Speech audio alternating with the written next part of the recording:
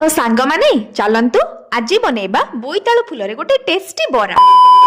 नमस्कार, जय जगन्नाथ। तो सांग माने एई फुलटी को केही केही बोईतालु फुल बोली कहंती आउ केही केही कखार फुल बोली मध्य कहंती, किंतु मो जेहेतु खांटी भद्रिकिया तेणु एटा तो मो पई बोईतालु फुल।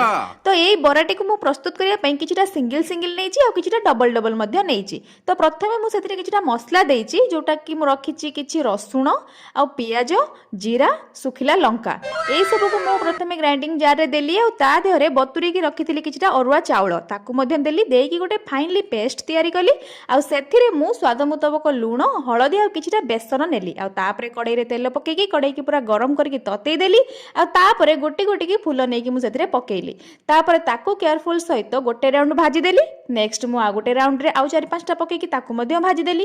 तापरे सांग माने टेस्टी पुने पूरा टेस्टी टेस्टी बरा मोर रेडी हे गला। सांग माने सत कहूची बहुत ही टेस्टी थिला। आपण माने याको निश्चित थरे ट्राई करंतु आ केमिति लागिला मते कमेंट रे निश्चित जणेबे। रहिली सांग माने जय जगन्नाथ जय बजरंग।